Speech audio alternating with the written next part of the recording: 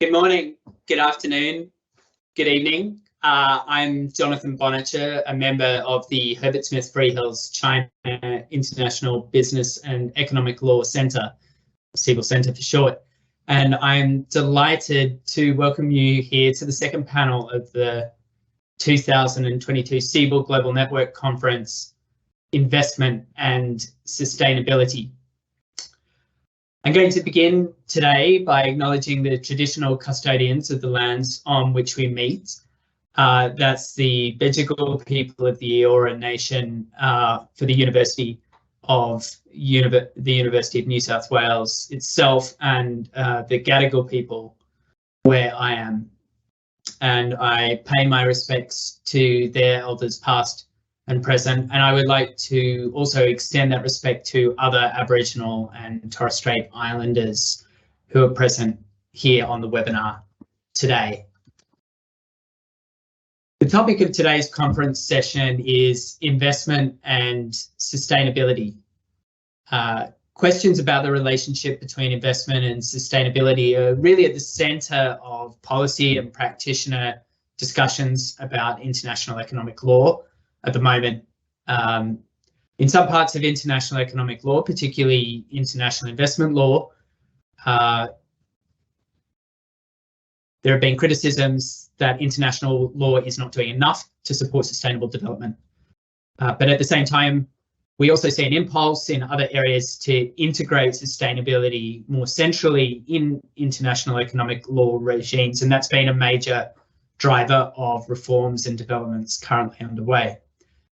So I'm delighted today to have here two expert speakers. In a small change to the program, Kun Van, my colleague, won't be speaking today. She's ill and has lost her voice. Even though she is here, you can see her on the session with us. So we'll be hearing from Susie Nikiema and Janssen Kalamita as speakers, and also our very distinguished commentator, Makan Mbengi. I'll introduce each panelist right before they speak, and our format is that the speakers will have roughly 15 or 20 minutes. Then we'll hear from the commentator, and finally we'll open it up for questions. So to our first speaker, Dr. Susie Nikiema. She's the lead of Sustainable Investment, Economic Law and Policy Program at the International Institute for Sustainable Development.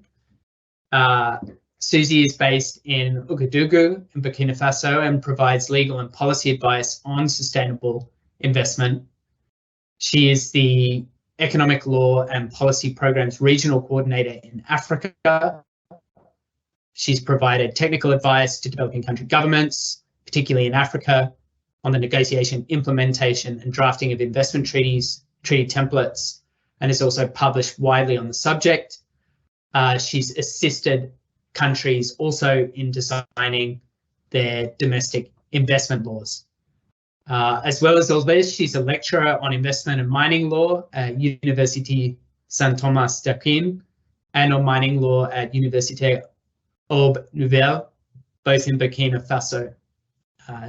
She holds a Master's of Public Law from the University of Ouagadougou and has a Certificate of Transnational Law from the University of Geneva, as well as master's degrees and a PhD in International Relations from the Graduate Institute of International and Development Studies in Geneva. Susie, it's an absolute pleasure to have you here with us today, very early in the morning. Thank you for joining us. And I will now give the floor to Susie to speak on IISD's Mapping Investor Obligations project. Thank you very much, Juno, for this very kind introduction and for inviting me to participate in this fascinating discussion. It's a real pleasure for me to join you today from Ouagadougou with such distinguished colleagues and friends and participants. So as you said, I will talk about a project that we are conducting right now at the International Institute for Sustainable Development regarding investor obligation projects. But let me start by recalling this conference explores the nexus between investment and sustainability. So in my intervention, I want to address more specifically the link between investment treaties and sustainable development. And I think it's worth recalling first that we are discussing this question against the backdrop of an extraordinary global challenge in the form of climate change. I do not need to remind our audience and hosts, particularly in Australia, how real and imminent this challenge is, as Australia has recently gone through an unprecedented series of heat waves, bushfires, historical rainfall, and subsequent floods. So to tackle this challenge will require significant overhaul of global investment governance. In this context, it's also worth recalling that this year, the Intergovernmental Panel on Climate Change for the first time recognized that, and I'm quoting here, investor-state dispute settlement can be used by fossil fuel companies to block national legislation aimed at phasing out the use of their assets. However, we know investor-state dispute settlement, or ISDS, as we all call it, or investment treaty arbitration, is a common feature of investment treaties that have become a commonplace tool of investment governance, particularly from the late 1980s. For this reason, and I'm sure most of you are aware about that, in July, the UN Special Rapporteur on Human Rights and Climate, Australia's own Professor Ian Fry, recently advocated to the UN General Assembly to the repeal of the Energy Charter Treaty that we know being the most frequently invoked treaty by fossil fuel investors. So today I'm talking about such treaties, but I will want to focus on what investment treaties could do if they were designed anew today. We know that investment treaties, as you said, Jonathan, have historically focused on the protection of foreign investment from adverse state action. And the idea was that protection of foreign investment would ideally lead to increased flows of investment, which will ideally lead to economic development. In an ideal world, this will be sustainable development. But we do not live in such an ideal world. And I do not need to go extensively here through the empirical literature devoted to studying the question. But suffice it to say that the existing evidence has been at best inconclusive and in supporting a causal relationship between a host state consent to an investment treaty and an increase of FDI inflows, which is the key purported benefit of such treaties. Rather, the treaty's main focus on investment protection has been the subject of extensive criticism, including on several grounds. The first one being that the treaties provide too much protection to foreign investment, and in doing so, limit a host state policy space for legitimate regulation of foreign investment, potentially causing regulatory shield caused by the threat of large compensation awards. And the second ground is that the treaties are unbalanced, in that they grant international legal rights to foreign investors without placing corresponding obligations and responsibilities on foreign investors. And I want to discuss specifically the second criticism, the issue of investor obligations. And before I do so, let me maybe start with a wider question, which is, if we were building the investment treaty regime, let's say from scratch today, what problems should the regime seek to solve, and how should it seek to solve them? And an answer to this question could include a greater role for investment treaties in placing obligations on foreign investors. But it might also go beyond that in pointing some of other problems of international investment governance on which cooperation between states is desirable and necessary. Let me take, for example, in recent treaties, we have seen already some of them being used to solve wider problems beyond poor investment protection and dispute settlement. And some few examples include, for example, detailed investor obligations in several African investment model instruments, which are actually pioneers in this trend, such as the South African Development Community Bilateral Investment Treaty Model or the Pan-African Investment Code. But I know my dear friend and colleague, Professor Makan, can talk a lot about. We also have, for example, the Brazilian investment treaties, which is focusing more on investment facilitation. We have other treaties, including labor mechanisms, such as the Dominican Republic Central African FTA, dear CAFTA, or US Mexico-Canada Agreement, and so on.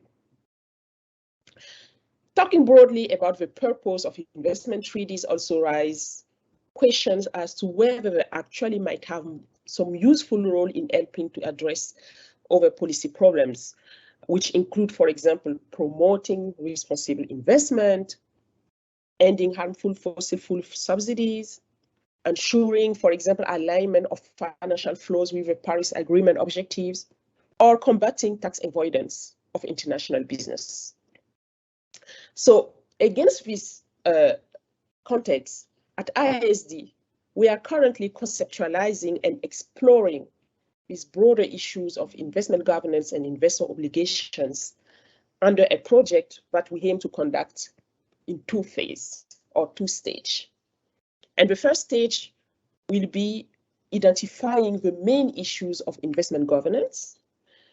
So basically a mapping exercise of what we mean and what we consider as investor obligation in terms of sustainable investment governance. And secondly, once we have completed this mapping exercise, to ask ourselves what element of this mapping can be addressed in an investment treaty and how. And those who might not be well addressed under a treaty and should be addressed elsewhere or in another kind of instrument. Let me maybe provide a bit more element on these two stages of the project, and particularly the first one on which we are currently working on. So the first stage, as I said, consists of identifying the main issues of investment governance. And this entails a mapping of the policy problems of investment governance, around which there is already some international consensus and where associated processes and instruments have been emerging. These include, for example, issues such as corruption, climate change, indigenous people rights, human rights, obligation of investment, transparency of investment contracts, and so on. And we have seen emerging work trying to map this question already. For example, the OECD in its paper on business responsibilities and investment treaties.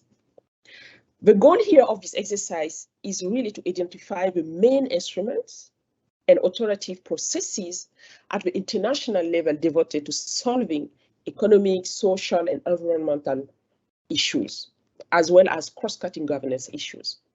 Why this mapping is an important first step for us, I can give you at least two reasons.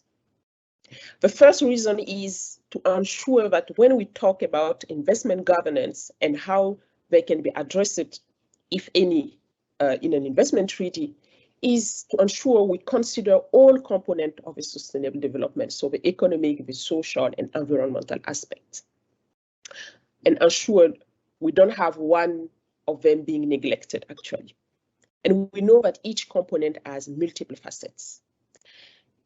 The environmental dimension, for example, of investment, foreign investment, has come to the forefront in recent years, particularly with the adoption of the Paris Agreement in the context of the UNFCCC. So the climate change regulation, for example, has been developing fast, but there are many other relevant areas touching on environmental aspect of foreign investment, many of which are fairly specific and technical and not very well addressed yet. For example, the search of pollutant into waterways, regulation of fisheries, climate-related financial disclosures, etc. So I think I mentioned this social dimension as being another one important element of the mapping, and talking example of foreign investor touching the right of indigenous people, labor right, tenure right, issue of gender equity or equality. And I wanted to say here that, again, we have some areas that are more established and some areas that are quite nascent or developing. And here, think, for example, of the IFC performance standards, the ILO Convention on the obligation to seek free, pure, informed consent of indigenous population affected by foreign investment, etc., etc. So this is also a very important component to map and to take into account. Of course, the economic component is a very obvious one, and I don't need to spend a time on this. But above these three main components, it's also important to add the governance dimension of investment, of foreign investment, which actually cuts across all of the three above area.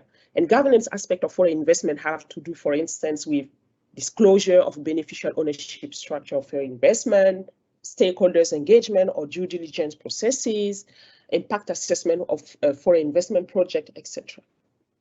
And an example here of an internal process pertinent to this type of governance issues is the recent EU directive on corporate sustainability due diligence, for example. And this directive, which imposes positive obligation on certain large European Union companies and their directors' conduct on environmental and human rights due diligence to ensure that business strategies are aligned with the Paris Agreement. So this is the first reason we think this mapping is very important. Ensure all components are properly mapped and taken into account in the reflection. The second reason is that mapping investor obligation across authoritative instruments that govern investment will help to identify those that can be addressed in an investment treaty, and if yes, the best approach to do so, because you cannot address an area where you already have well-established instruments, standard guidelines, as compared to an area where we have a more developing process where you have different approaches, etc. And indeed, in some areas with identification of authoritative processes governing a certain issue may be relatively straightforward. Take, for example, human rights, where the United Nations Guiding Principle on Business and Human Rights are the main locus and the key instrument articulating human rights responsibilities of foreign investment. But in other areas, it might be more difficult, particularly when policy issues are governed in a scattered, siloed, or minimal way. And recurring policy problems in the economic dimension that are currently regulated in a somewhat siloed way include, for example, the issue of tax avoidance and BEPS issues, sovereign lending and borrowing, investment incentives and subsidies, corruption and bribery, contract transparency and public procurement, etc. So even if some of these areas have recently found ways into newer investment treaties and free trade agreement with investment chapters, it's also important to note that most of these important issues of investment governance remain regulated through different instruments at different levels, and some often include also investment contracts and national laws, and this has to be taken into account. So this is where the second stage of the work is coming, and I will remain brief on this one. For us, after this mapping exercise, is to ask ourselves, are investment treaties the appropriate instrument to address them and address the problem identified? We know that not all problems of investment governance are appropriately resolved through an investment treaty. Investment treaty are this high-level agreement between states are difficult to amend, and even just for that, they cannot easily address some problems where regulatory specificity or ongoing policy learning and updating, and even technical detail and flexibility are required. So we presume that investment treaties may have some role in addressing some problems, but maybe not in other problems. And the assumption here is that probably, and I'm saying probably, investment treaties can play an important role in questions where The problem is a collective action problem with shared costs and shared benefits for state. And at the same time, where international law can play a role to support or strengthen state capacities in achieving this shared role. So in answering this second question about the role of treaties, we aim to develop some type of practical guidance for government about problems of investment governance for which investment treaties can and should be the solution. However, it is impossible to respond properly to this question without addressing, let's say, an initial issue, which is, if I can put it like in that way, the elephant in the room. The question of reimagining the role of investment treaties. Today, we are all aware, many actors, including ISD, are rightly questioning the purpose and objective of investment treaties. And various processes are underway that may contribute to a redefinition and a reconceptualization of these instruments. So what I presented here today shows that the narrow focus on international protection of foreign investment in dispute settlement, typically of the international law, international investment regulation of the past, is far from exhausting what international investment regulation is, and more importantly, what it could and should be about. So it seems for me that rather than tweaking the old system to achieve limited and suboptimal results, it may be time to rethink what an investment treaty may do, and more specifically to ask whether and how they may serve the promotion of sustainable investment. One key way they do so is, we think, by engaging directly with, complementing, and even filling the gaps in various investment governance processes and instruments currently in existence across environmental, social, and governance dimensions. So my colleagues and I at ISD, with the support of estimated experts, including Professor Jonathan Bonifia here with you today, are hoping to contribute to this necessary task of rethinking investment treaties by providing a practical research outputs, including from a project that proceed along the line I have shared with you today, this mapping exercise. Of course, this necessarily must be a collective exercise with broad range of stakeholders on board, with various expertise from states, academia, civil society.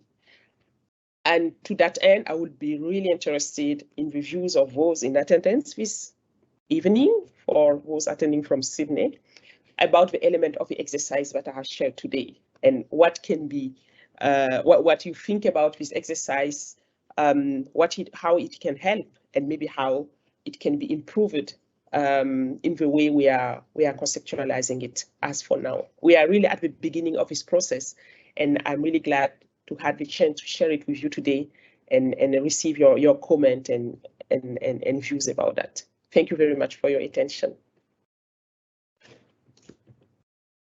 Thank you so much, Susie, for being here with us. And although I should confess a small interest in this, I've played a very sort of minor role in IISD's work. I think this is really a fascinating project, trying to map some of the wider processes internationally that deal with different dimensions of sustainability and the way that they potentially impact on or have implications for foreign investment, even if they're not currently linked with investment treaties, and then to ask a set of questions about how investment treaties could be reimagined, what sort of elements from these other processes focused more directly on sustainability could perhaps be brought in some way or another into a reimagined investment treaty. I'm going to turn now to our next speaker, Professor Janssen Kalamita, Head of Investment Law at Policy at the Centre for International Law and Research Associate Professor at the Faculty of Law in the National University of Singapore. Prior to entering academia, Janssen served in the office of the legal advisor in the United States Department of State and in the UNCITRAL Secretariat. He's published widely on topics related to international investment law and public international law. His most recent publications out just this week, I believe, include Investment Treaties and the Rule of Law Promise, published by Cambridge University Press, and also ASEAN and the Reform of Investor-State Dispute Settlement, published by ELGAR. In addition to his academic work, Janssen continues to advise governments and international organizations on matters relating to international investment law and dispute avoidance. And today he'll be speaking on a topic that I guess links or partly straddles those two areas of interest. It's on internationalizing investment facilitation at the WTO. Janssen, please, you have the floor.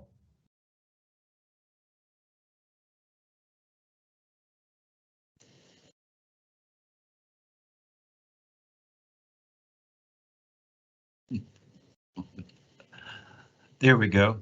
Trying to unmute myself. Thanks very much for the kind introduction, Jonathan. Thank you for the invitation, and thank you, Susie, for the very, very interesting remarks that that lead into mine. Yes, as Jonathan said, my focus is on the internationalization of investment facilitation, and this could be approached from a variety of different perspectives. It could be from a regional perspective, from the perspective of the way in which investment facilitation is increasingly popping up in classic IIAs. I'm going to be focusing on the work that's taking place at the WTO because of its scope and its scale and the involvement of so many states. And I'd like to say at the outset that my remarks are based on work that I've been doing with Stephanie Chakra in preparing a report for UNESCAP, the United Nations Economic and Social Commission for Asia Pacific, particularly looking at the WTO process, but also putting it in context or comparing it with what Asia Pacific states have been doing in treaties like the RCEP, like CPTPP, and like the most recent ASEAN investment facilitation framework from last year.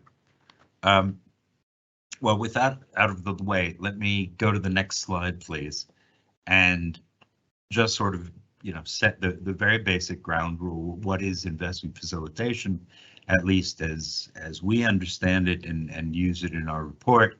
And we adopt the language from UNCTAD in 2017, essentially the facilitation of investment in terms of establishment as well as expansion and retention in the day-to-day business in the host state. What's notable in that definition, as in other definitions that one might find from OECD and elsewhere, is that it mentions nothing about sustainable investment and it mentions nothing about sustainable development. It is a means to an end, but the end is not clarified in the statement. I'd also point out that investment facilitation initiatives are nothing new. They're nothing that were invented by the WTO or by international organizations, but rather they're things that states do unilaterally around the world.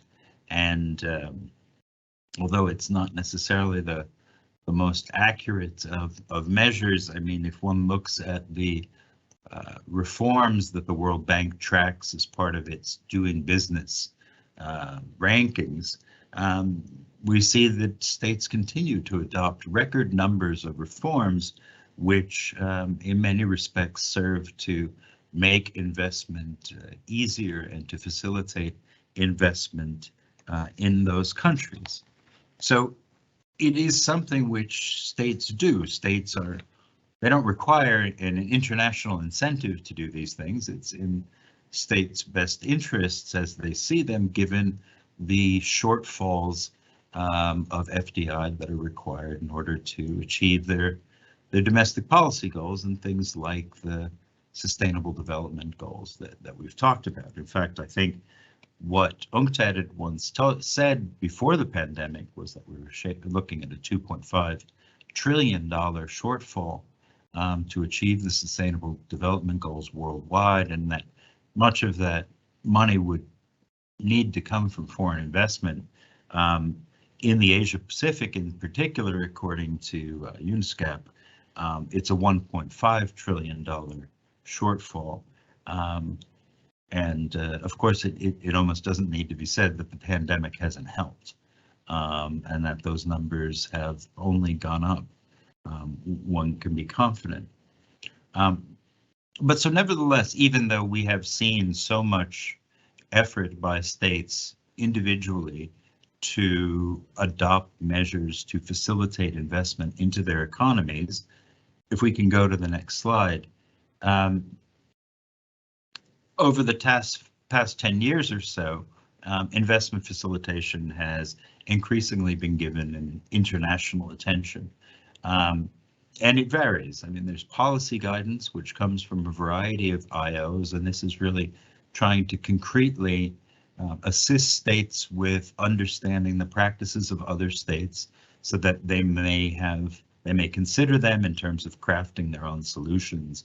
I mean, going all the way back to 2008 with APEC to UNSCAP's very recent comprehensive report on specific measures of just earlier this year.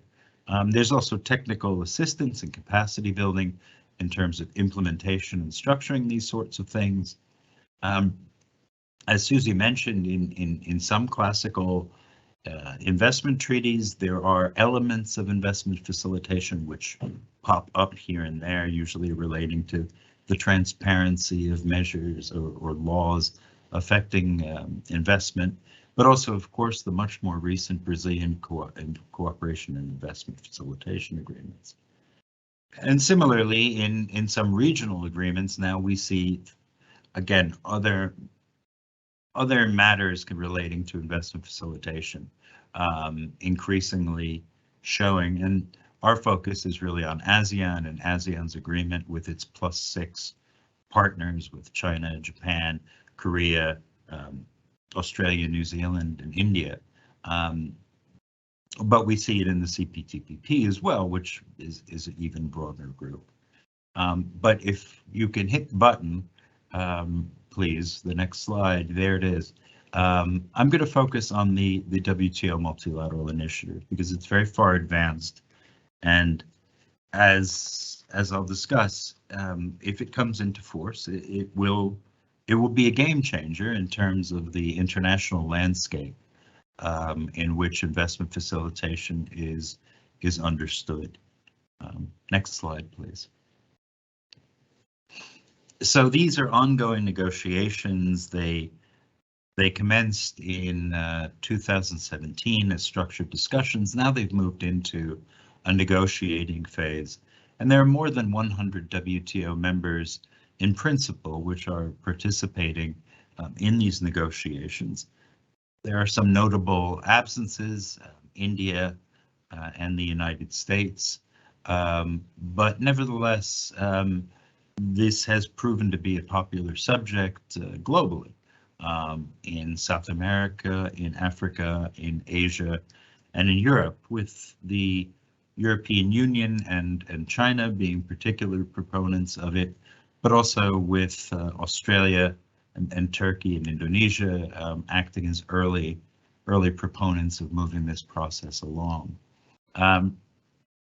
It followed on from the WTO's Trade Facilitation Agreement, which is designed to, again, get states to adopt measures to expedite the movement and release of goods. And I think in that respect, it's probably fair to say that this was seen as something of low-hanging fruit for the organization, particularly at a time when the organization was otherwise in something of an existential crisis, given the U.S. Hostility towards the dispute settlement angles of the body. And so it's premised upon, and this is from the Secretariat, the need for closer international cooperation at the global level to create more transparent, efficient, and predictable environment. And it is styled as investment facilitation for development. And that's one of the areas that I want to focus on, whether indeed it is turning out to be a mechanism for investment facilitation for development, or whether it is something different. And just at the outset, then, I think the last important thing to note is that as it is structured now, it is a WTO agreement, and it is therefore subject, creates binding international obligations, which would be subject to the dispute settlement understanding of the WTO. So these would be legally binding agreements, commitments rather. If we can go to the next slide, please. So the process of negotiating this document is not public, and the drafts that have come out of the negotiations are not public. It is possible through the kindness of strangers and others to get a copy of some of these negotiating texts, but as a rule, there is a significant lack of transparency in what the WTO is doing, at least in terms of civil society generally. Having said that, I have seen what I understand to be, if not the most recent, one of the most recent negotiating texts, which is a consolidated text called the Easter text from November 2021.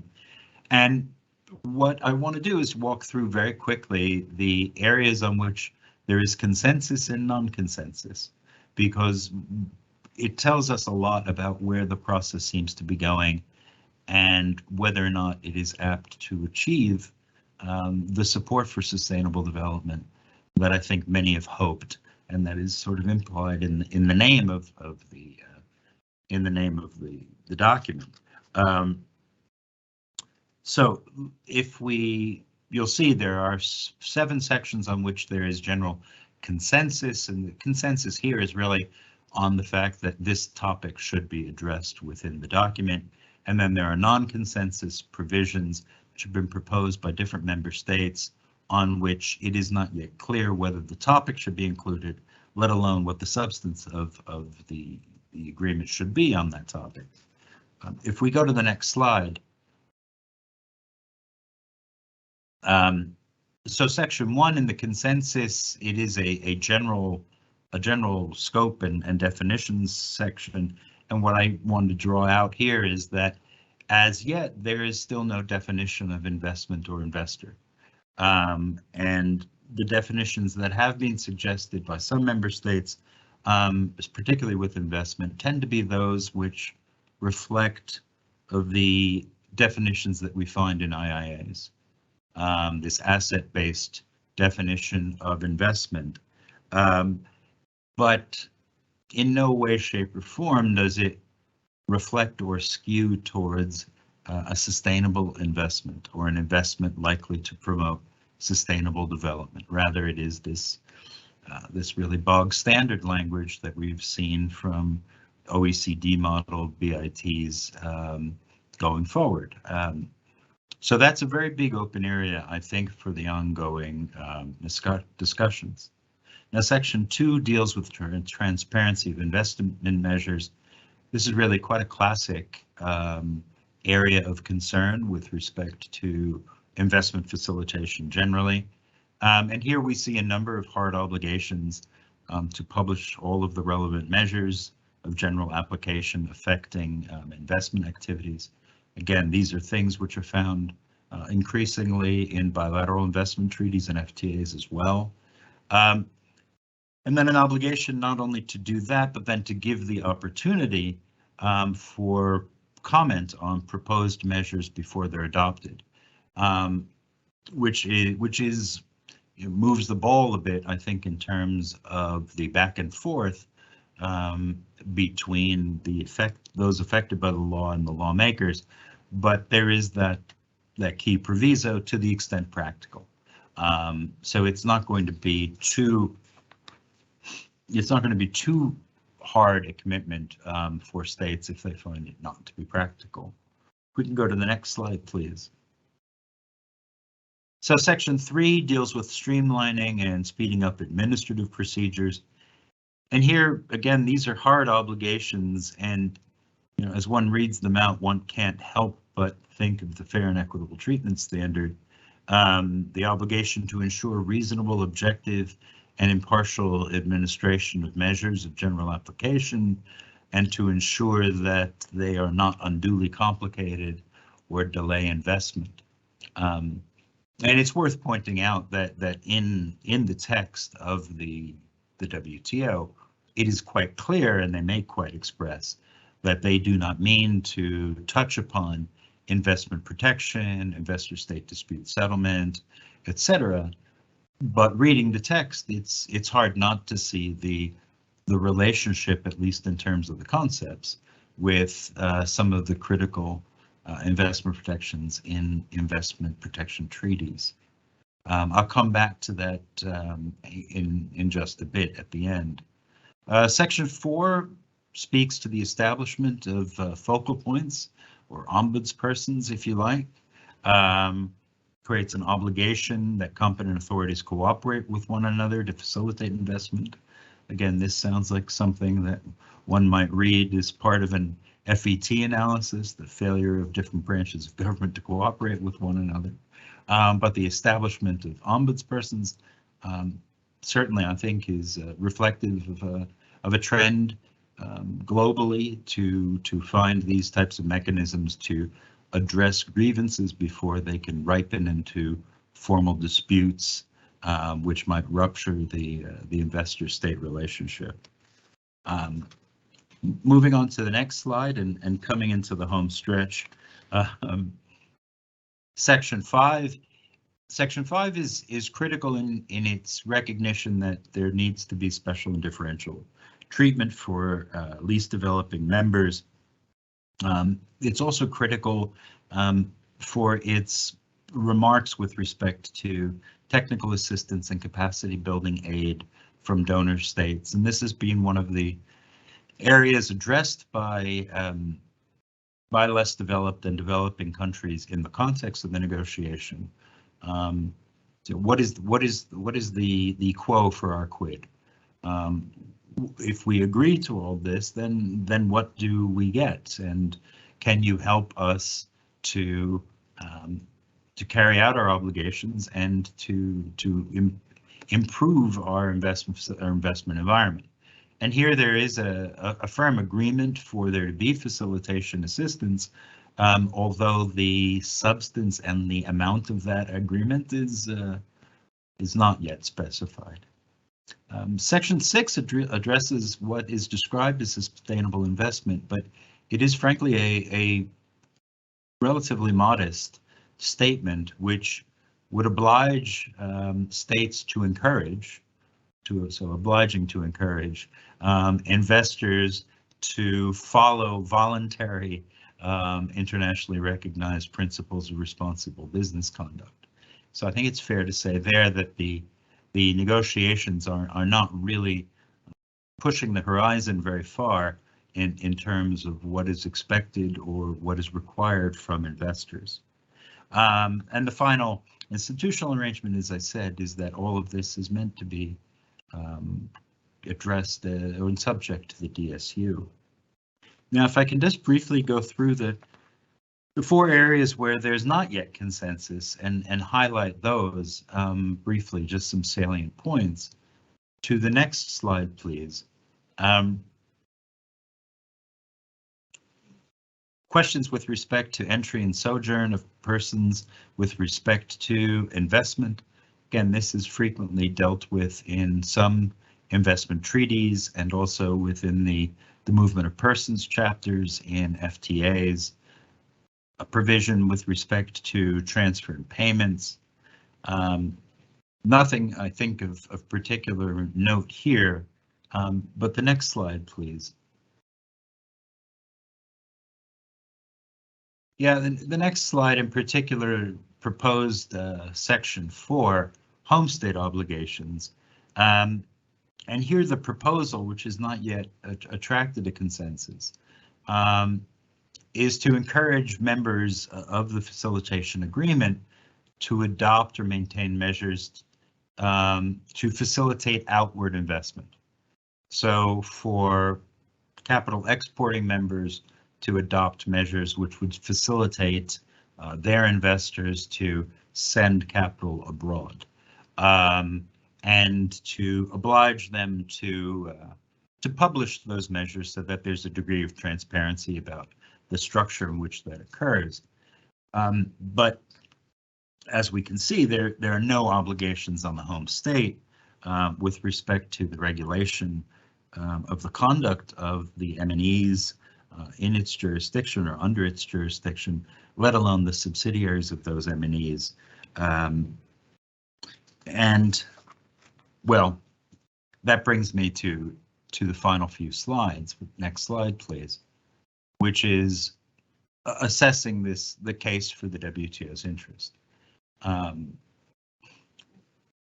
WTO instrument has been suggested as potentially achieving several things, and the question is whether or not the text as it stands now serves to do that. So next slide, please. Yeah, one of the questions is, it will provide support for development, if not sustainable development. And I think there is still reason to query whether that is in fact the case. Next slides, please. As we can see, there's no provision on sustainable development. There is recognition of aspects of sustainability, which is treating lesser developed countries as, with such special and differentiated standards, but we don't see a definition of sustainable investment in the investment chapter, and what we do see on sustainable investment is pretty weak, to be honest. In that one provision that is in there, which places in a very weak obligation to encourage M&Es to adopt voluntary principles. Second slide, please.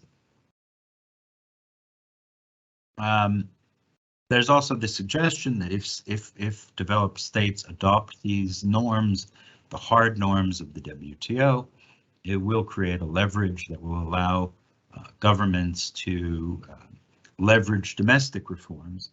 This is hard to, I think this is hard to evaluate in the abstract. It must, of course, I think, depend upon each state and its individual circumstances. But if I could have the next slide, please. I think there's a clear risk that hard obligations become a burden in themselves for developing economies. And there is a risk also of hard investment facilitation obligations having unexpected or unhappy interactions with obligations under IIAs. And I've written a bit about the possibility here and what might be done, but as we saw with some of the commitments in the current draft, it doesn't, I think, take a great leap to imagine an investor state arbitration tribunal looking to those commitments as a way of informing its understanding of the content of the fair and equitable treatment commitment that a state has made under an investment treaty. Next slide, please. A third, next one, hit the button again if you would. Another proposed benefit would be that it could establish international benchmarks. Next slide, please. I think in that respect, oh, and next slide, please. That got a little wonky, didn't it? I think it's quite clear that there is already a great deal of guidance available in terms of policies and so forth, in terms of what's working and what's not working, both from international organizations as well as from non-governmental organizations. It's not always clear to me that there are best practices as such for every country. Fourth, next slide, please. The suggestion is that the WTO agreement will strengthen institutional support for assistance. And if you hit the next slide, please, I think it's clear that assistance is something that developed states have said repeatedly that they need, but it's not clear from the current draft how hard the commitments are on that assistance and the degree to which the level of assistance that will be forthcoming from the instrument. And then finally, on my last slide, a fifth point that has been raised as a reason for adopting an instrument, which is that it's an opportunity to establish commitments by investor home countries and potentially on other parties. But as you can see, I don't believe there really is nothing in the draft consensus, the consensus draft, which would suggest that this is going to take place. The provisions which are proposed are as well rather limited, and it's a concern that in the end very little takes place on the home state side that would encourage investment facilitation for development or provide and create obligations for investors that are anything new from the hortatory obligations that are already placed upon them to adopt voluntary standards and so forth. And that ties back, I think, to the work that Susie is doing, which is trying to reconfigure and reconceive these treaties to provide a greater balance of rights and obligations. And so with that, and apologies if that went a bit long, thank you very much for the time. Thank you. Back to you, Jonathan. Thank you so much, Janssen, and it's such an interesting exploration of this area that we might think of investment facilitation as something, as you say, traditionally done unilaterally or perhaps by way of development cooperation between states rather than as a field that's historically been heavily legalized. Now coming into legal processes at the WTO, and with this overlay that it might somehow be said to contribute to sustainable development, even if that's not really reflected a great deal in the content of what's being proposed. I'm sure we'll have some questions on that. As I said earlier, my colleague, Associate Professor Kun Fan, she is here. She's not speaking today because she's ill. She's lost her voice. What we will do is Kun will record her presentation and post it online so that. Good morning, good afternoon, or good evening, ladies and gentlemen. My name is Kun Fan. I'm an associate professor at UNICEF Law and Justice and a member of the CIBEL Center. I'm also an accredited mediator, arbitrator, and domain name panelist. I'm very pleased today to speak as part of the CIBEL Global Network Conference on Investment and Sustainability. And my presentation will be on the review of China's Sustainable Development Goals through its investment agreements. We've already heard from other speakers of this panel on the imbalance of investment treaties and the need to integrate Sustainable Development Goals into investment governance, and some very interesting initiatives at IISD and in Africa. So my presentation will be a case study to examine China's Sustainable Development Goals through its investment treaties. We've seen a major paradigm shift or reconceptualization in the development of investment agreement regime, which moved from investor protection to investor responsabilization, with a view to progressively foster investment agreements' contribution to the realization of sustainable development goals. As a result, a new generation of investment policies is emerging, which place inclusive growth and sustainable development at the heart of its efforts to attract benefit from investment. China is playing an increasingly important role in international economic system and also the legal order. So what role do and should China play in making its investment agreements more sustainable? What is the current status of China's investment agreement with respect to sustainable development? Is there a trend towards more sustainable treaty making in China's investment policy? My presentation will attempt to address those questions through a comprehensive review of the existing Chinese investment agreements containing sustainable development provisions. China has concluded 125 BITs and 26 other treaties with investment provisions. Despite its high number of treaties, however, most of those Chinese investment agreements do not contain detailed provisions on sustainable development. Based on my research, only 42 of them, about 28%, contain sustainable development provision, and that includes those contained in the preamble. So what are the general approaches then towards sustainable development in China's treaty making?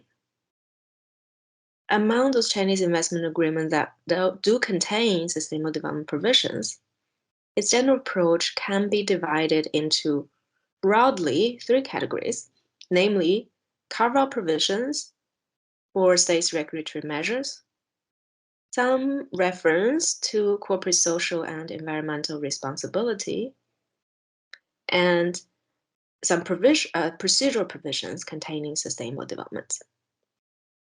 So first, and the most common approach in sustainable development goals in the existing Chinese investment agreements is the carve-out provision for regulatory measures, in which non-discriminatory legal measures adopted by a contracting party for the purpose of legitimate public welfare, like public health, safety, and environment, are excluded from specific standards of protection or as a general exception.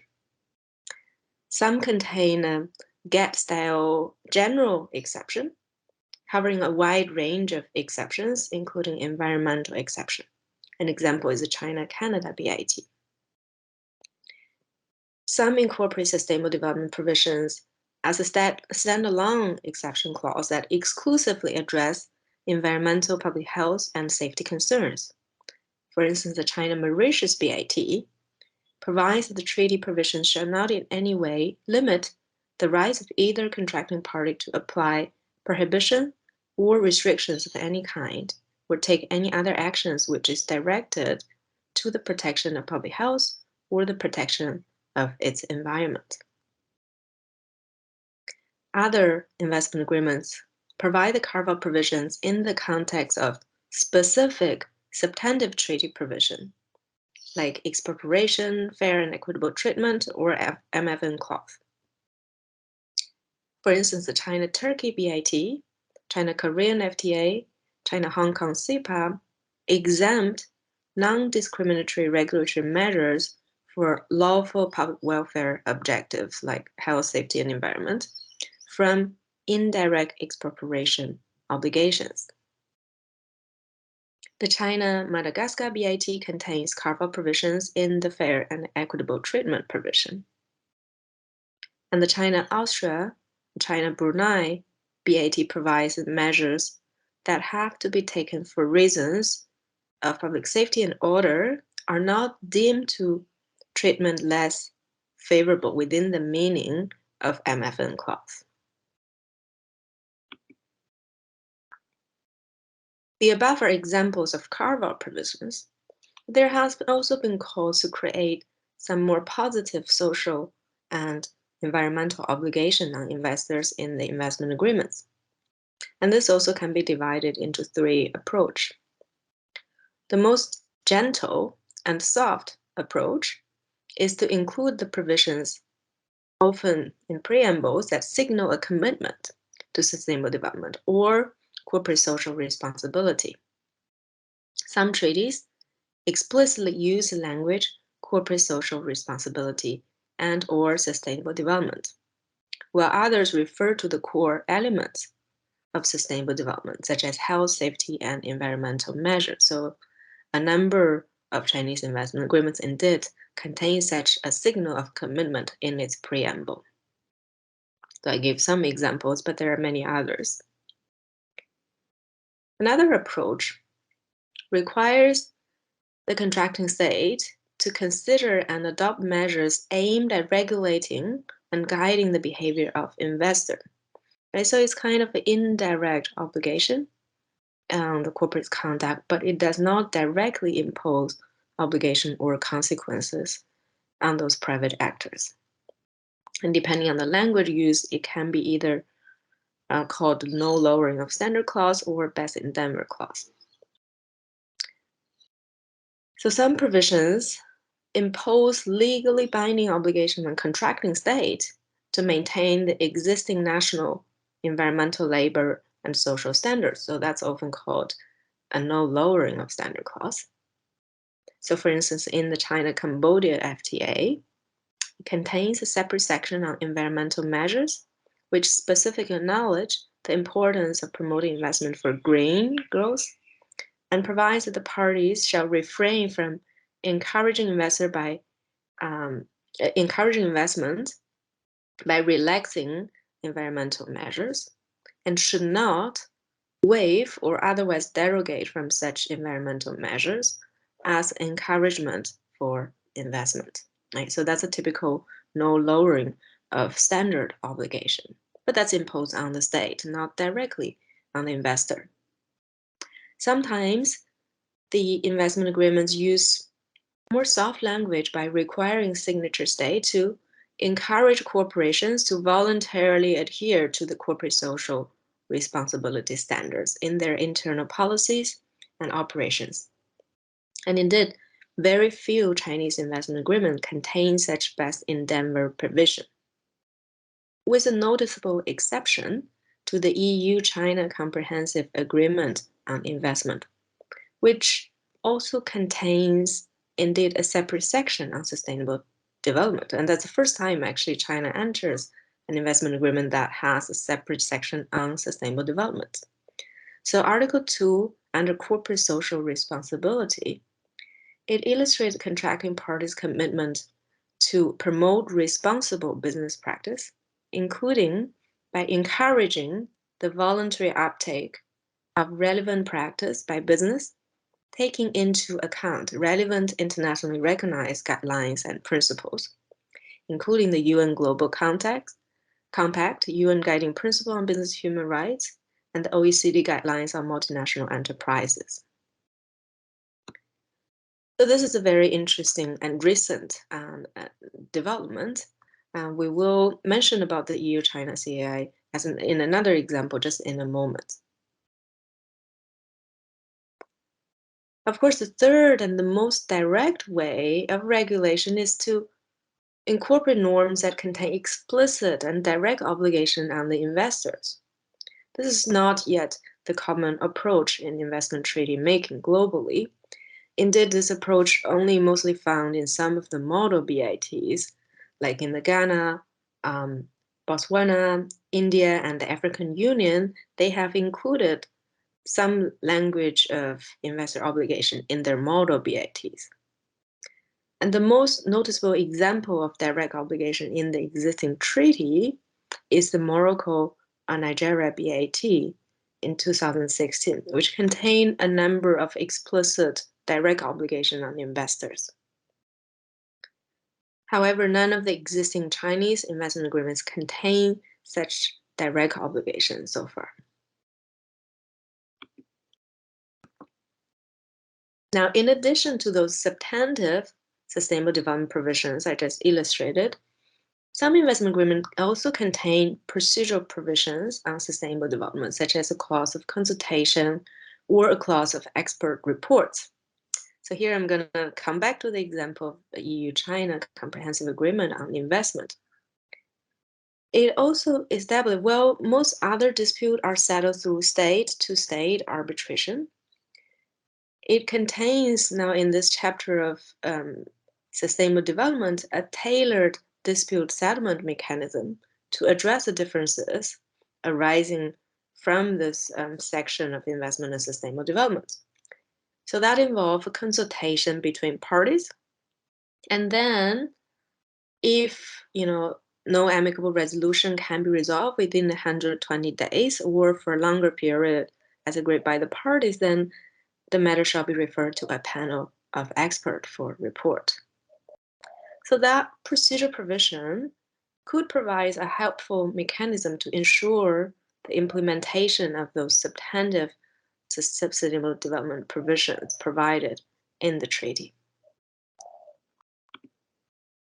So what can we learn from the above treaty survey? What are the trends and prospects? So as I mentioned earlier, in general, there is still an overall lack of sustainable development provisions in the existing Chinese investment agreements, right? So only about 28% of them contain such provisions, and a lot of those provisions are rather weak, such as merely signal commitment in the preamble, and no direct obligation has been contained in those treaties. That said, we can still observe a trend with more emphasis on balancing investment protection and sustainable development objectives. Most of the treaties that contain sustainable development provisions are from China's newer generation investment agreements, usually concluded from 2011 onwards, which generally take a more balanced approach towards investor protection. An increasing number of those investment agreements contain carve-out provisions to preserve the state's regulatory space in public health, environment, and other sustainable development goals.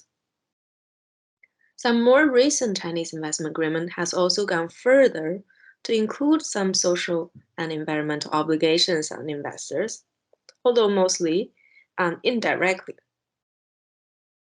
When most such provisions merely signal their commitment to sustainable development, a handful of the investment agreement do incorporate some corporate social responsibility type of provisions, either in the form of no lowering standard or the best endeavor provision.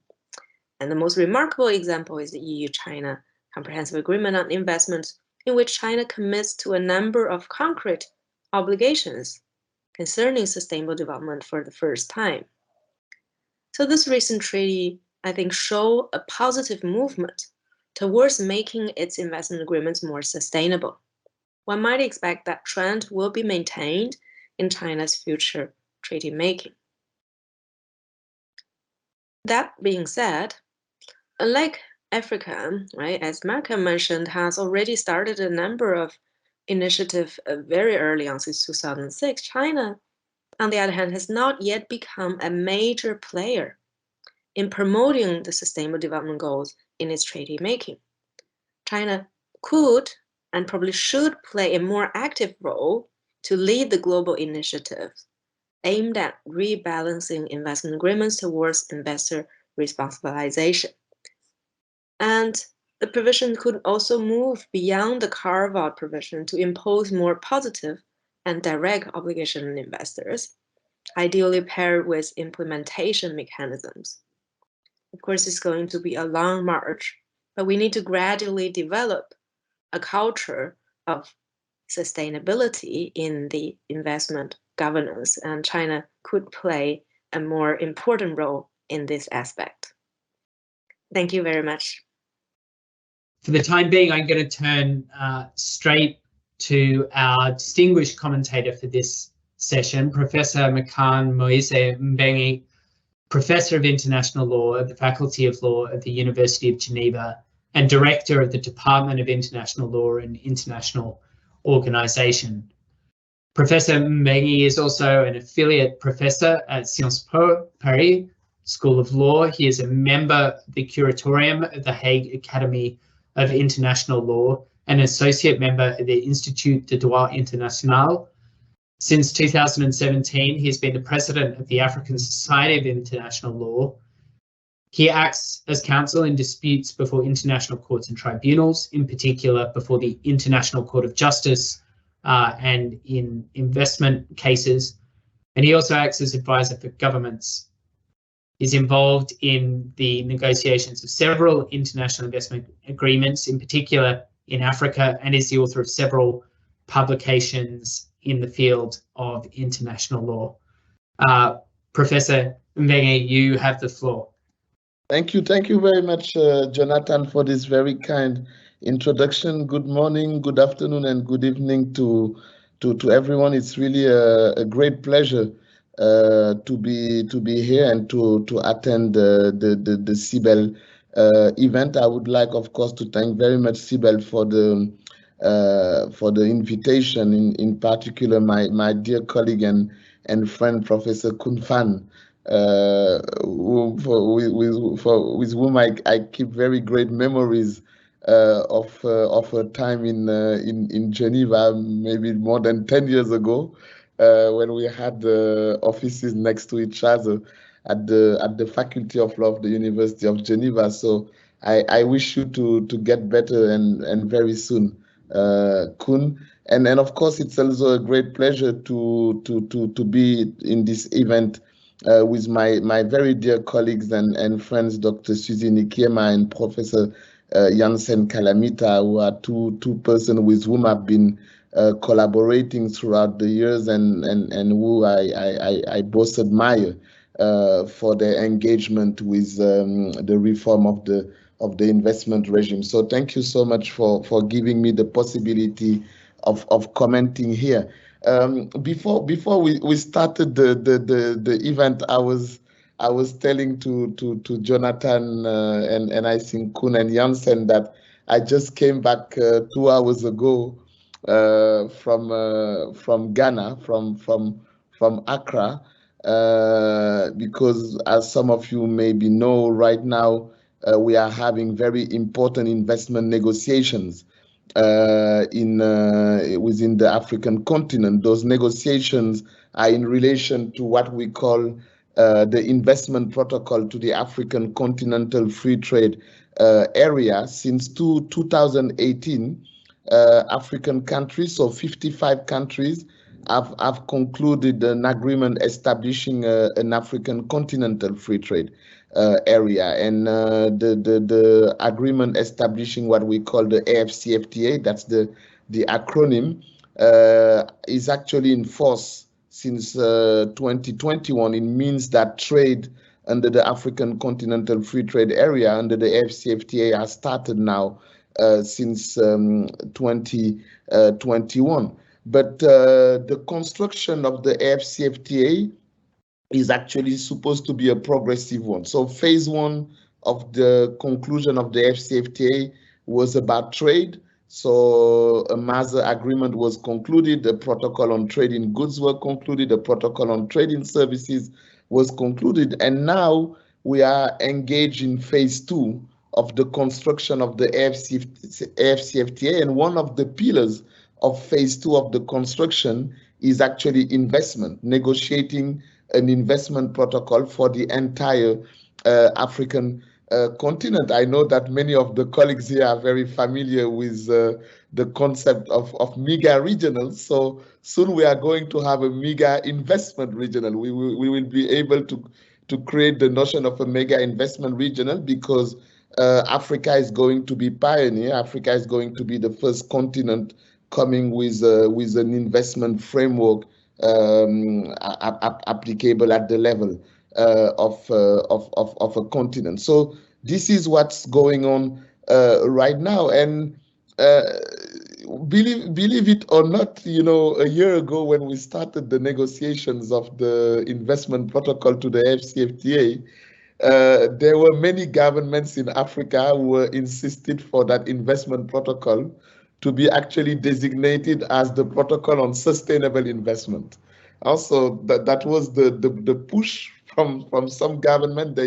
They came and say, we want the protocol to be called the protocol for on sustainable investment. And I think that for a while, even people like Suzy and me, we started to go around and say Africa is going to negotiate a protocol on sustainable investment. And of course, there was opposition. It was not all governments that were in favor of having a protocol called Protocol on Sustainable Investment. Some governments were more conservative. They actually asserted that we should just follow the designation that has been provided for under the MAZA agreement, so the agreement establishing the AFCFTA. And it is true that when you look at the MAZA agreement, you won't find any reference to a sustainable investment protocol, but just negotiations of an investment protocol. And this is the reason why at the end, the designation protocol on sustainable investment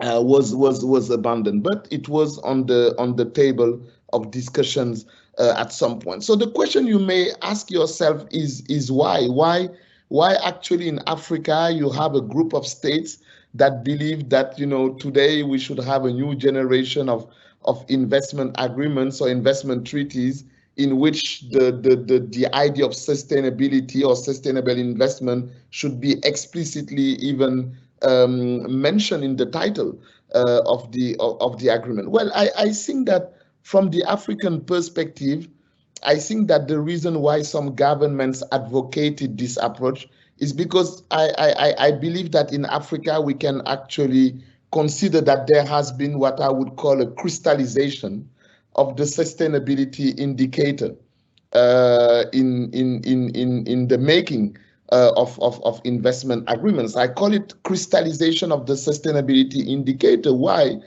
Because if you look at the history of the relationship between sustainable development and investment lawmaking in Africa, you will actually note that the whole idea of integrating sustainable development objectives or concerns in investment agreements in Africa started in 2006, since 2006. So at that level, I sometimes even dare to say that Africa was pioneer, because we didn't have the chance to listen to Koen's presentation, but my perception is that even efforts made by a country like China towards sustainability or integrating sustainability in investment agreements are much more recent. In Africa, it started in 2006 with the protocol on investment and finance, the protocol on finance, and investment of the Southern African Development Community, which is one of the regional economic communities in Africa. You could trace it back at that moment. And at that level, I always like to say that African countries have been actually rule makers at that level, because even in Europe in 2006, or even at the UN level, if you take UNCTAD, in 2006, UNCTAD was not yet talking about integrating sustainability in investment agreements. So it started in 2006 in Africa, and that trend that was initiated, that was launched by SADC in 2006, actually inspired many other regional economic communities in the continent. In 2007, COMESA, the Common Market of Eastern and Southern Africa, concluded an investment treaty where sustainable development was emphasized. Then in 2008, ECOWAS, the Economic Community of West African States, adopted also what they called a supplementary act on investments, where sustainable development was very much emphasized, and where you could even find investors' obligations towards local communities, for instance. And then SADC in 2012, Suzy was mentioning it, came with a model template BIT, bilateral investment treaty, where they emphasize a lot of sustainable development aspects in the model, in the preamble, in investors' obligations, in the formulation, of exceptions or carve-outs to national treatment, MFN, expropriation. etc. And we reach the ultimate evolution in Africa when in 2015 the African Union adopted what we call the Pan-African Investment Code, the PICE, that many of the colleagues here know, the Pan-African Investment Code, which was actually about, you know, codifying the best practices in Africa, and the codification of those best practices was about, you know, how to incorporate, how to include sustainable development aspects in investment agreements. So this investment protocol that we are negotiating right now in Africa is not being negotiated in a vacuum. It is being negotiated in a context where for the last 16 years in Africa, there has been efforts to really integrate sustainable development aspects in investment agreements. But yes, on the paper, Africa has been great, has been doing a lot of things. But we have to admit that all these efforts in reality did not really provide the results that we were expecting. In terms of implementation, African countries actually have not been that successful, you know, in implementing sustainability aspects in the context of investment agreements. Many of these regional instruments that have been mentioning, for instance, now, some of them never entered into force. So, for instance, the 2007 COMESA investment agreement never entered into force. And some of the others, as you can see, they were adopted just as soft law instrument. You know, SADC model is a soft law instrument. Pan-African Investment Code was actually not at the end adopted as a binding legal instrument, but just as a model. So there has been attachment to sustainability, but at the same time, you know, no real implementation at that level. And this is maybe the reason why sometimes, even if Africa has been pioneer, there is still, you know, lack of how do you call that? There is still some sort of lack of knowledge on the fact that Africa is really engaged in that path, since there has not been effective and efficient implementation of all that. So the question is, why do we have challenges in terms of implementation? And I think that this brings us back also to some of the points that Suzy was raising, because I agree with Suzy that we need to reinforce, you know, investment governance towards more sustainability. I think that I agree, and we surely all agree here. But at the same time, I think we need to look at the opportunities and constraints that states are facing when dealing with the issue of, you know, integrating more sustainability aspects in global investment governance. There are opportunities. States are conscious that there are opportunities. You know, a lot of states understand that having more sustainable development in investment agreements means more responsible investment. And of course, most states are at least in Africa, are attracted in having more responsible investment. So they also understand that, you know, bringing more sustainable development into investment agreements would allow some functional shift. Instead of focusing only on investment protection, you know, the all sustainability can actually, and there I want to provoke a bit Janssen, because I know that Janssen consider that investment facilitation is not necessarily a vector of sustainable investment. I agree, because there can be a clash between investment facilitation and, for instance, subjecting investors to obligations. But at the same time, I think that the all sustainability aspect has also led a lot of countries, at least in Africa, once again, which is where I know more the practice, has led them to actually realize that investment protection is not necessarily the way to go, or the exclusive way to go. That, you know, you can actually do investment facilitation to facilitate responsible investment, and then sustainability has also led a lot of countries to realize the importance of investment cooperation. You know, traditionally, the dominant model of IIAs, of international investment agreements, cooperation would not necessarily be was often not, you know, something that was there, and the whole sustainability, because of what it implies in terms of investors' obligations, responsible investment, transparency, actually can lead to a new process of investment cooperation, and in particular cooperation between host states and home states, but also cooperation between the investors themselves and the host states. And so these aspects, I think, of what I would call the functional shift have been prompted by, you know, more integration of sustainability in investment agreements. So I'm just giving these examples of the opportunities. But then there are also constraints. You know, when you go to negotiation, when you go to investment negotiations in Africa, you have countries that say, yes, okay, it's great, the all sustainable investment issue, wonderful. But then what does it mean in terms of pressure, in terms of lack of competitiveness for investors coming from the developing world? You know, we're going now to have an investment protocol in Africa where we are going to emphasize sustainable development aspects. We are going to emphasize investors' obligations. But then you have governments which are saying, yeah, but you want to impose to an African company to be at the top when it comes to environmental protection?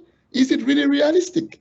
Is it really how we're going to boost African investment? Is it really how we're going to make sure that we can strengthen, you know, the private sector in Africa? I'm not saying that I totally agree with these arguments, but I think that there are realistic arguments, legitimate arguments that we need also to take into account when we speak about integrating sustainability in investment governance, thinking also the issue from a developing country perspective, knowing that those countries need also to build strong private sector, and strong private sector mean, you know, making sure that these companies, small companies, SMEs can also invest. But then what is the balance to strike there when we talk about companies coming from the developing world? So I think that whenever we speak about this debate of integrating in the governance, we need also to take into account both opportunities but constraints and come with a balanced approach. We should not replace one asymmetry by another asymmetry. We should not replace one imbalance by another imbalance. So balance is also important when it comes to integrating sustainability in global environmental governance. But where I would like to finish, Jonathan, just on one last point. You know, Janssen know that I totally agree, you know, with what he says, what he said about, you know, the WTO negotiations on investment facilitation. We've been discussing that several times. But you know, I like very much the title he used today, which was the internationalization of investment facilitation. You know, I think one question we need to ask ourselves when we discuss about this whole idea, objective of integrating sustainability in modern international investment agreements, I think there is one existential question. Is it for the investment governance, or is it for investment treaties to actually solve or resolve the gaps of the international law of sustainable development? Because you have one field of international law, which is the international law of sustainable development. And the gaps that are characterizing sustainable development, they are not coming necessarily from investment law. They come from the international law of sustainable development itself. When you look at the declaration that was adopted at Rio +20, the Rio Conference +20, that declaration said that sustainable development at the end of the day is a question of perception by each member state of the international community. So the international law of sustainable development itself says that every state should actually decide how it sees implementation or achievement of sustainable development. So from that fact, we need also to ask ourselves, but then is it for investment treaties to solve it? Is it really that investment treaties or investment negotiation are the fora where we can go that deep into regulating sustainability, as my dear colleague and friend Sisi is advocating, when the international law of sustainable development itself has kind of resigned from that? And internationalization means systemic integration. And it might be hard to expect from investment agreements to go somewhere where the international law of sustainable development has not gone. But at the same time, I believe that the internationalization, for instance, of investment facilitation should not bring us backwards. Internationalization of investment facilitation should at least take into account the acquis that have been made in making investment agreements more sustainable. And so knowing that now we are having negotiation in the WTO where the idea of sustainable development investment is still a question mark, where the obligation of home states are still question mark, etc., etc., I think that this is also something that would bring us backward. So we need also to go for that systemic integration and making sure that regimes are mutually supportive and help each other. This is how you will be able to convince governments to come with more detailed provision on sustainability in investment agreements if we also make efforts to strengthen and to improve the international law of sustainable development itself. Thank you very much for your attention. Thank you so much, Makan, and it is just such a pleasure to have someone who is not only distinguished but working at the cutting edge on these questions right now as they're happening internationally. And it is quite an important question, I think, and a provocation to reflect on some of the challenges with defining sustainability in international law, as you say, still remains a concept that has not been pinned down clearly as much as it's invoked, and what challenges that might create for investment law. With that in mind, we do have time. We've been having a great discussion among the panelists and the commentator. We do have, I think, 7 or 8 minutes for a few questions. And so I will ask the panelists to be succinct in responding to these. So hopefully we can get through as many as we can. And the first one's for you, Susie, and it refers to the criticism that investor-state arbitration has been biased in favour of investment protection to the detriment of environment and human rights concerns. And the question is, in light of that criticism, do you think that incorporating investor responsibility into investment treaties might change or improve that tendency to favour investment protection? Thank you very much, Jonathan. I hope you can hear me well now. Perfect. Thank you for this very important question. While responding to this question, and if you allow me, I just want to jump very quickly on something that Professor Makan just mentioned, because that's also part of the response to this important question. Just to clarify that I fully agree with you on the point that we need a systemic approach and having international law regime component working together. And this is why actually, if you remember in the second part of my presentation, our project second phase after the mapping is to ask ourselves, within all these elements, is investment treaty has actually a role to play with to address it, and if so, how? And this response will, of course, depend on what we found from the mapping.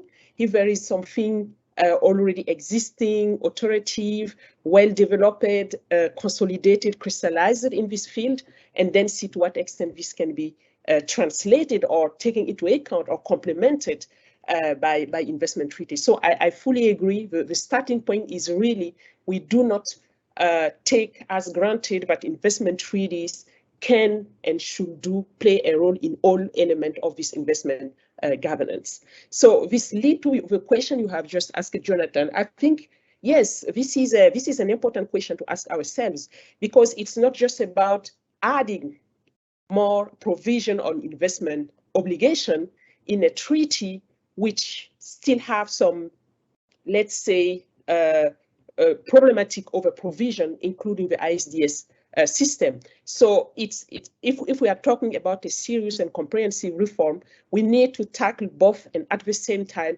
the substantive element of the treaties and the procedural element of the treaties. Tackling one without the other won't make it work. So I think it's still important and urgent to think about bringing more balance in terms of right and obligation of, and when I take right and obligation, we are talking about investor here, but we are also the host, we have also the host state, we also have a home state. So it's important to have this balance between all of these actors in the investment treaty. So this is one thing, but I fully agree, if we do that without addressing properly also the investor state dispute settlement, we won't solve the problem at the end, because what is in one area will have an impact on how dispute will be solved, and vice versa. So I think it's two track.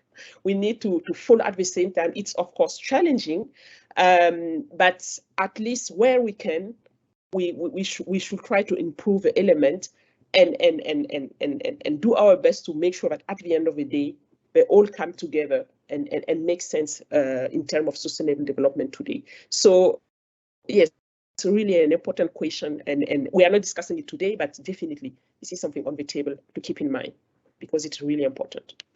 I hope I responded to the question. Yes, Susie, that's wonderful, and thank you also for taking up some of the challenges that Makan raised in his comments on the presentations. I've got a question now for Janssen. To what extent is investment facilitation consistent with efforts to improve investor accountability? The WTO text does not seem to impose particularly rigorous standards on sustainable development. Brief thoughts by way of response, Janssen. Thanks, John. And yeah, I'm sorry I dropped off. I think it was right at the point where Makan was saying, yes, everything Janssen said was right, and I agree 100%. Yeah, I think the short answer to your question is, at this point, not so much. But if I can pick up on one of the comments that Makan was making, and I titled my slides "Internationalizing Investment Facilitation," and for a reason, and it was not the focus of my remarks, but at the end of the day, I think it's critical. It goes back to something you were saying right at the beginning, Jonathan, which is, this legalization of investment facilitation on the international plane. It's really not the only way, of course, and prior to the WTO negotiations, we'd been dealing with guidance and policy-driven assistance that I think has had a significant impact on the way in which states have thought about investment facilitation as a domestic matter. And in what we see when we look at states, at least in the Asian region, is that many states have adopted domestic measures which are a lot more focused on promoting sustainable investment for sustainable development than anything that we see coming out of any of these international agreements. Now, they can't really, they're limited in what they can do in imposing obligations on the investors themselves with respect to investor responsibilities, but what they do is they act as more of a screening process and a way of encouraging investors to frame their investments as sustainable in order to receive facilitation type benefits, aftercare benefits that they might not otherwise receive. I mean, the one thing I think, just in terms of WTO and the legalization, the promise that's not yet been fulfilled is that it's very hard for a host state to unilaterally impose obligations upon the investors that it's seeking to attract into its economy. It suffers because it is the outlier that is making things more difficult for the investor, and potentially it puts itself in a disadvantageous position vis-a-vis other potential investment locations. Working together, though, in an international framework, states can come together to create those kinds of commitments and to create those kinds of obligations in a way that I think are more effective, and then ultimately they insulate individual states from having to, stick out like a sore thumb as being the one who tries to impose on investors. So. Thanks, Janssen. And in answering that question, you've also answered the final question that I was going to pose to both of you. So I'll now just ask Susie, and in 30 seconds for our final answer, if you can. Someone has asked an important question. Would imposing positive obligations on investors discourage foreign investment? What's your view on that, Susie? That's a very important question, and it's really hard to respond in a few seconds. Let's say, I will say it depends, but I will say globally, no. I don't think there is a direct correlation. We can just imply that putting more obligation on investment will discourage investment. Maybe for one simple reason that we are discussing today. It depends what kind of investment first you are trying to attract. And I think today, responsible investment, and we know a lot of them are this real commitment to act responsibly, fully understand and agree with the kind of obligation that really makes sense and are necessary today to ensure sustainable development. So I don't think there is a direct correlation to say if you impose more obligation, you will lose in investment. I think the starting question should be what kind of investment you want to attract. And if you want to attract sustainable investment, then they will be totally fine with having obligations that are recognized as necessary, but all the stakeholders agree it's important and necessary today. So I think the issue should not be at this level. So that could be my quick question to this. Jonathan, can I just say something quick? Very quick, Makan. Yes, the final word. No, very quick. No, I think that one of the challenge is developing a culture of sustainability in investment governance. We should not forget that at the end of the day, these are new aspects, new objectives that not all countries are familiar with, in particular developing countries. So as much as we have to do climate education, as much we need to do, sustainability education for investment negotiators. When you go to negotiations and negotiators ask you that, why do we talk about human rights in investment negotiations? I think that it's a problem of, culture in that field. So this is, I think, one of the challenges that we need to keep in mind and strengthen. But again, thank you for the invitation. And it's now for me to thank you, Makan, Janssen, and Susie, for being here today. We really appreciate you dialing into Sydney from your various locations around the world. I'd also like to thank the audience for joining us. I hope you've enjoyed our session today and found it informative, and to the administrators for the support you've given to helping us make this run so smoothly. There is another CIBEL event coming up in a couple of weeks, the Global Network Young Scholar Workshop on the 28th of September, and you can find out more about that online via the CIBEL website. Thank you again. Thank you. Goodbye. Bye. Thank you. Thank you. Bye. Bye.